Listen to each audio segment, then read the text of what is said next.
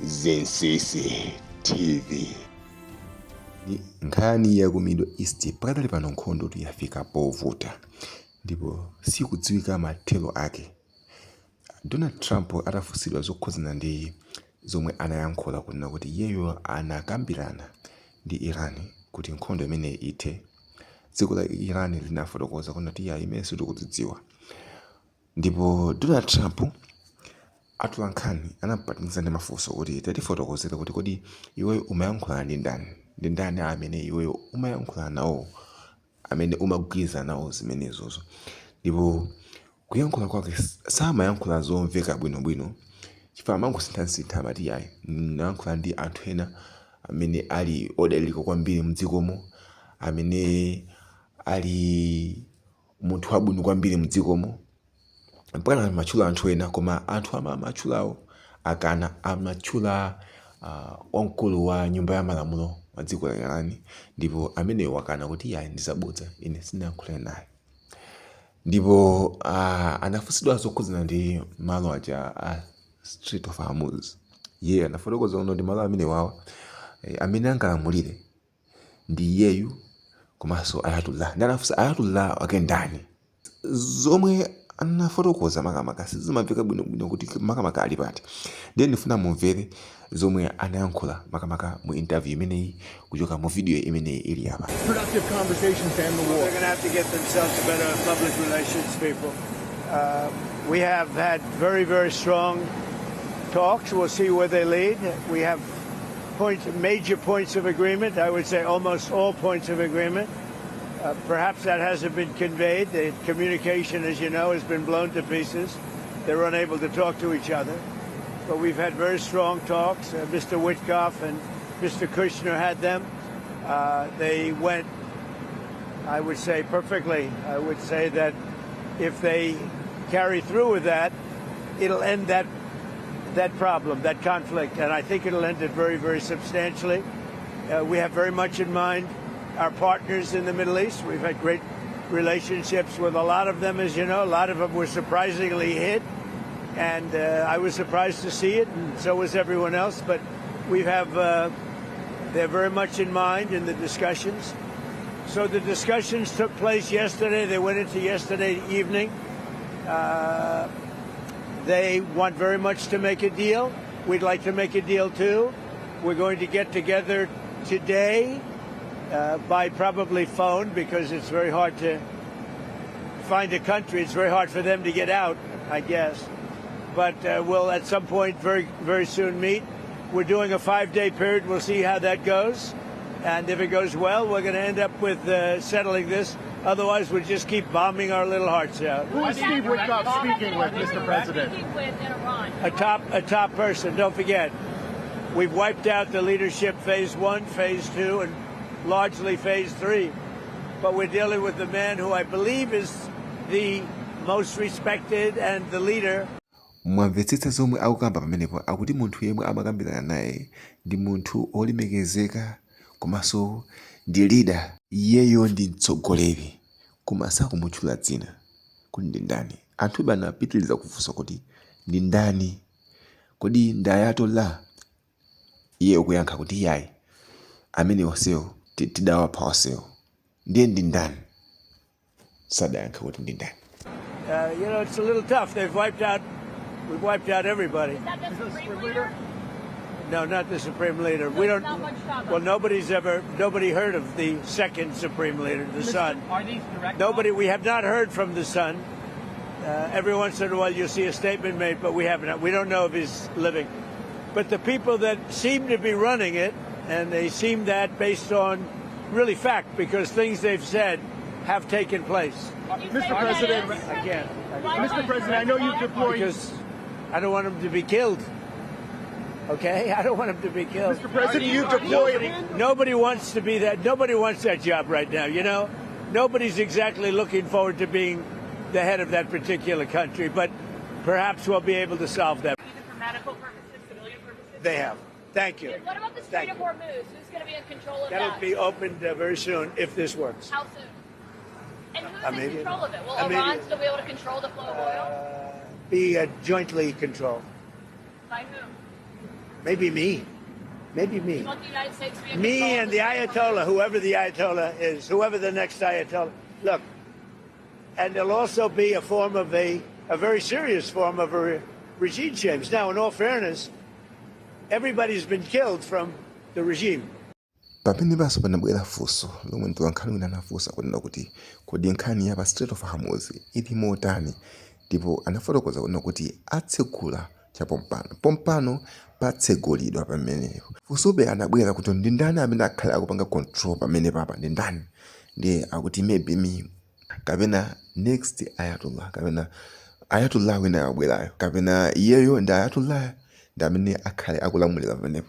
Ukamvetsetsa kwambiri zioneka kuti Donald Trump amayankha koma mosakhazika bwinobwino kuti akuyankhula kuti chani pa zomwe iye akuyankhula. Hello, Iran. This is President Trump. Ooh, hello, Mr. Trump. Let's make peace, make peace. No, no, no. No way. If you don't accept peace, very bad bombing. Very bad. Okay. Okay, give us 5 days to think. Okay, deal. 5 days. Ndipo dziko la Iran poyankha zimene anayankhula Donald Trump, iye anafotokoza kunena kuti wafika mapeto poziyankhulira wekha ndi kumapanga ziganizo wekha kuti umayankhulana ndi dziko la Iran. Ndipo ananetsetsa kuti dziko la Iran pakadali pano lili m'manja mwa asilikali, ndipo ngati ankafuna kuyankhulana ayankhulane ndi asilikali. Ndiye kazoti anayankhulana ndi munthu anatani zimenezozo sizikudziwika, komanso anthu omwe amatchulawo akana zonena kuti amayankhulana ndi Donald Trump. Sonzina kuti palibe yemwe wavomera mdziko la Iran kuti amayankhulana kukambirana za nkhondo imeneyi ndi Trump. Pakadali pano dziko la America lapempha dziko la Pakistan akhale mkhalapakati wa mkambirano pakati pa dziko la Iran komanso America ndi Israeli. Ndipo zimene zinatheka chikalata chinapita ku dziko la Pakistan kuchopita ku Iran, ndipo muchikalata mmene mumu dziko la America lafotokoza kunena kuti ngati akufuna kuti nkhondo imeneyi ithe apereka makondishoni. Mwa makondishoni omwe apereka afotokoza kunena kuti pakhale zokambirana nkhondo imeneyi ithe, komanso dziko la Iran lisiye kukonza mabomba mamizailo omwe akumaphulitsa amene asiye kukonza, komanso pakhale mgwirizano ndi dziko la Iran. Ndiye kuti ngati mmene napangira maiko enawo kuti nawonso azitha kuti kulowa mdziko ndi kupanga chimene akufuna, pakhale mgwirizano. Koma zonsezi dziko la Iran yakana. Nayonso dziko la Iran linaperekanso ma condition kunena kuti ngati mufuna kuti nkhondo imene ithe, choyambirira ifeyo ndi amene tithese nkhondo. Akuti ma Iranianiyo ndi amene angathese nkhondo, palibe winanso amene angauze zochita yake, koma iwo ndi amene angathese nkhondo. Komanso dziko la America linene poyera kuti lasalenda, libwere linene kuti ifeyo ndiye tasalenda. Ndipo auzanso kunena kuti dziko la Iran limeneli akuti dziko la America liyenera kuchosa ma sanctions onse omwe anayika mdziko la Iran, komanso alipire ndalama zokhozera zinthu zomwe zawonongedwa mdziko la Iran makamaka pa nkhondo imene yomwe ikuchitika. Komanso pakhale kusayinirana kunena kuti mtsogolo dziko la America sizapanganso atake dziko la Iran. Amene kuti makondishoni nawonso wa dziko la Iran omwe anapereka, ndipo zikuoneka zona kuti zinthu sizikugwira, zinthu mbali zonse sizikutheka. Ndipo anenetsa kunena kuti ngati zimene sizitheka ndiye kuti nkhondo sitha.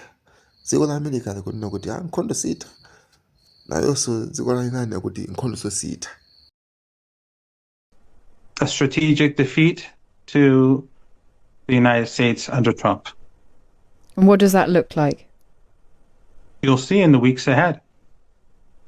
Is there a deal possible? Is there a chance of talks between the two sides at this point?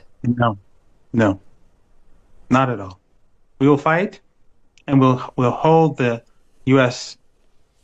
by the throat through the Strait of Hormuz, and we'll continue to hammer them.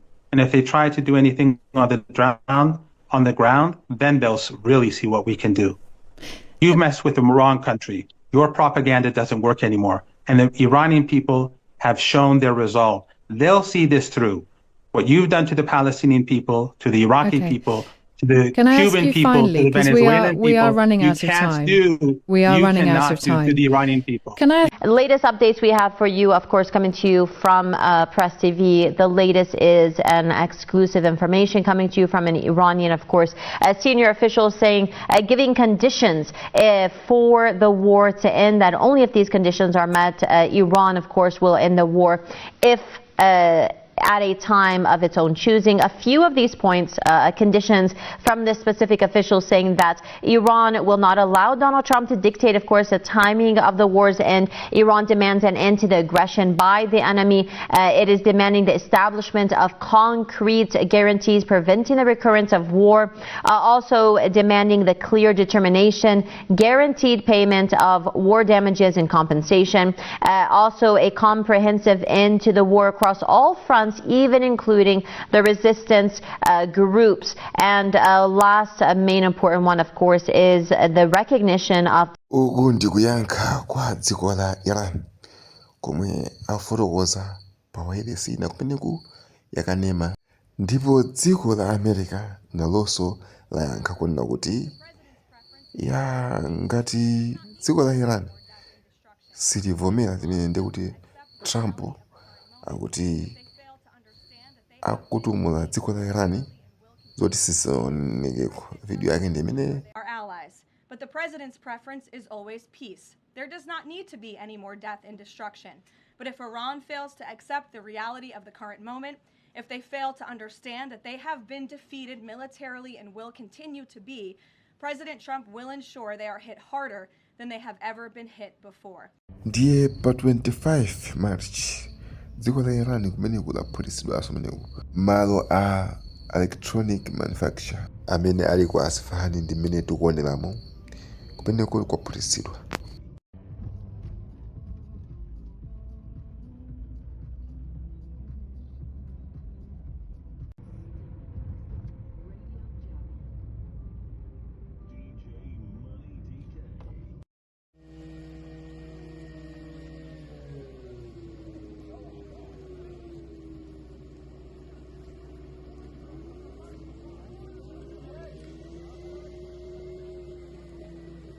Nakonso ku Israel mu Tel Aviv pa 25 March kumene kuso kunaphatisidwanso ndithu ndimene tikuoneramo sikunaliso bwino mabomba ochoka dziko la Iran.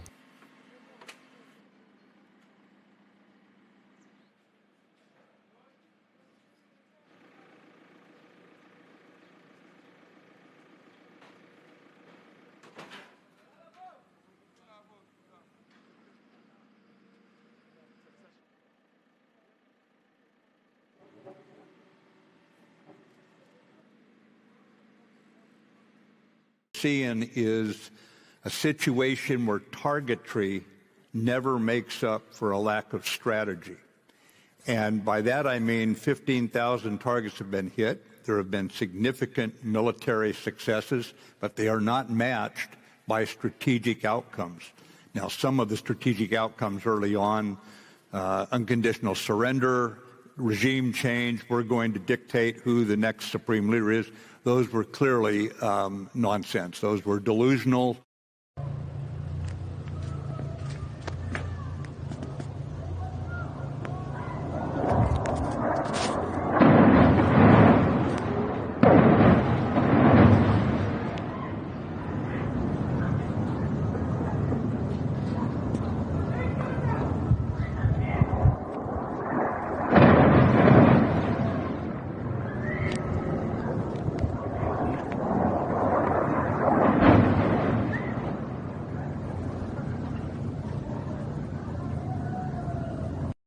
Apa dziko la Iran kuonetsa ndithu kuvunga mizinga kuchoka mu dziko la Iran omwe akupita ku Israeli.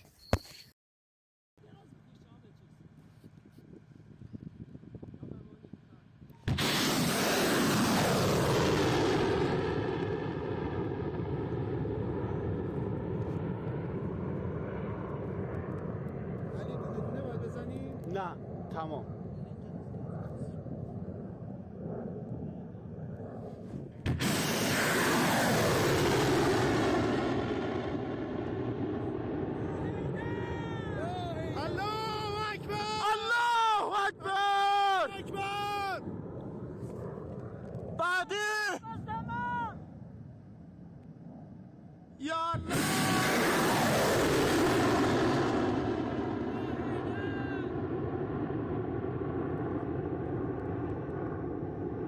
ماشاءالله به یاد مفقود الاسرای شهدای دنا.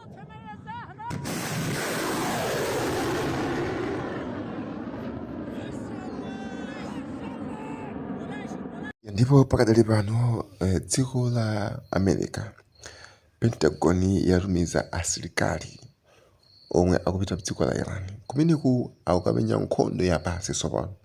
Ndipo dziko la Iran poyankha noti yayi bwerani tikudikirani, ndipo anowa akhala mandano. Zambiri zikuchitika kumeneku ku Iran, ndipo nkhondo imene ikuona kuti mathelo ake avuta sakudziwikabe pakana panopa kuti kodi ingathe bwanji, chifukwa anu ake a dziko la Iran sakulola kugonja. Kuyankhula kwawo kumabwereza kunena kuti iwo ndi omwe anayambidwa kupangidwa chipongwe, ndiye nkhondo imeneyi singangotha iyayi. Amene angathetse nkhondo imeneyi ndi Mairanian anu ake, koma munthu wina sangabwere kudzathetsa nkhondo imeneyi. Ndiye teteni tione zambiri makamaka zomwe zili mu videomu ndi zomwe zikuyankhulidwa. The Pentagon is expected to send thousands of soldiers to the Middle East from the U.S. Army's elite 82nd Airborne Division stationed at Fort Bragg, North Carolina. That's according to two people familiar with the matter. It would add to a massive U.S. military buildup as the U.S.-Israeli conflict with Iran continues. The move would expand options to include deployment of forces inside Iranian territory and could dramatically raise the stakes in the operation, which is already in its fourth week and has roiled global markets. Meanwhile, President Donald Trump on Tuesday continued to talk about a possible deal with Iran to end the war. Tehran denies the conversations have taken place. We're in negotiations right now. They're doing it along with Marco, JD. We have a number of people doing it. And the other side, I can tell you, they'd like to make a deal. He also said that Iran has made a major energy-related concession to the United States, describing it as a positive development, although he did not give details. Trump suggested the gift was related to the Strait of Hormuz, the oil transit waterway that the United States has struggled to keep open. They did something yesterday that was amazing, actually. They gave us a present, and the present arrived today. It was a very big present worth a tremendous amount of money. The war with Iran has taken a toll on Trump's popularity. The latest Reuters Ipsos poll shows Trump's approval rating has fallen to 36%, the lowest since he returned to the White House. Americans expressed widespread disapproval of the war as they deal with a surge in fuel prices. Only 29% of the country approves of Trump's economic stewardship, the lowest rating in either of Trump's presidential administrations, and lower than any economic approval rating of his predecessor, Democrat Joe Biden.